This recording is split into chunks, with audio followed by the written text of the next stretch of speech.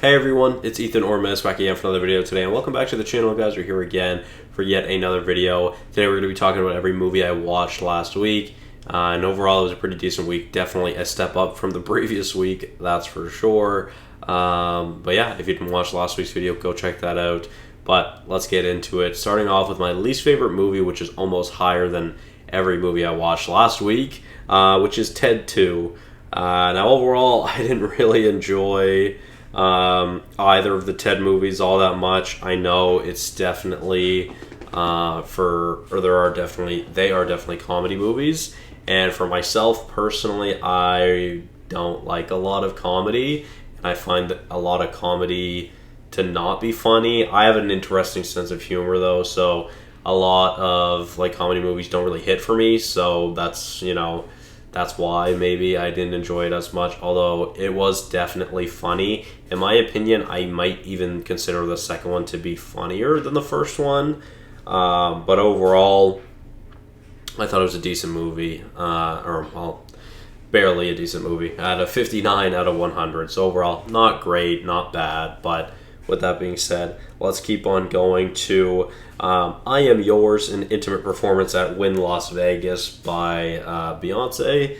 I'm not really a big Beyonce guy, but me and Mel were working a Christmas party this weekend, and that night we ended up watching two concert films. Both from 2009, actually, funnily enough. And this was the first, this was the second of them, but this is the first you'll see in this video, obviously. But overall, I didn't really pay attention to this. It was really just listening to Beyonce music for, an hour and a half or however long it is. Yeah, about an hour and a half. So overall, I gave it a 60 out of 100. I enjoyed it. Obviously, Beyonce makes good music. So, yeah, Mel enjoyed it as well. So that's always good. But let's continue on to the first Ted, which I ranked a 67 out of 100. I had really high expectations for this movie, which probably didn't help. I did remember some parts of this movie. I definitely have seen this before in the past. But overall, I forgot most of it. But I definitely did recognize some parts of it.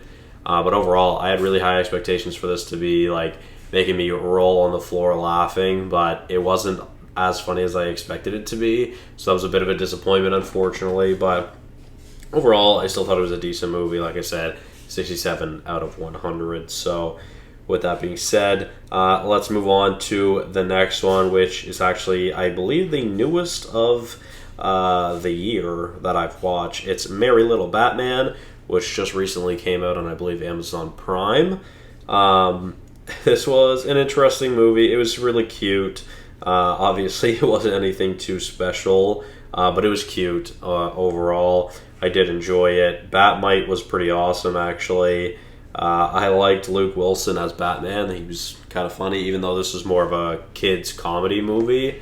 I still enjoyed it. The animation style was really unique for a Batman take, I find, so that was pretty cool as well.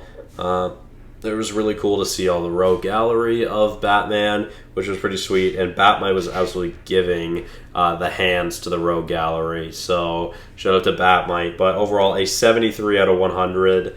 I did enjoy it. Again, I thought it was a cute Christmas kids comedy movie, but I did enjoy it, so that's what matters.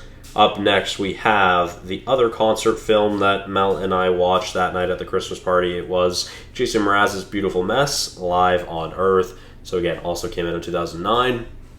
Mel and I are very excited about this one, and we both enjoyed this one because next year we are going to see Jason Mraz in concert, and I think June or July, so next summer for sure. But that's really exciting. I get to go to my first concert next year, which will be Noah Kahan.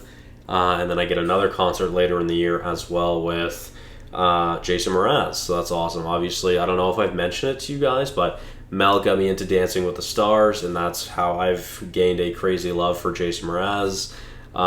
So yeah, Dancing with the Stars is great, by the way. We're currently watching season 31, so last season. But yeah, overall, I enjoyed this as well. Again, Jason Mraz makes really good music, and I'm excited to see him in concert next year.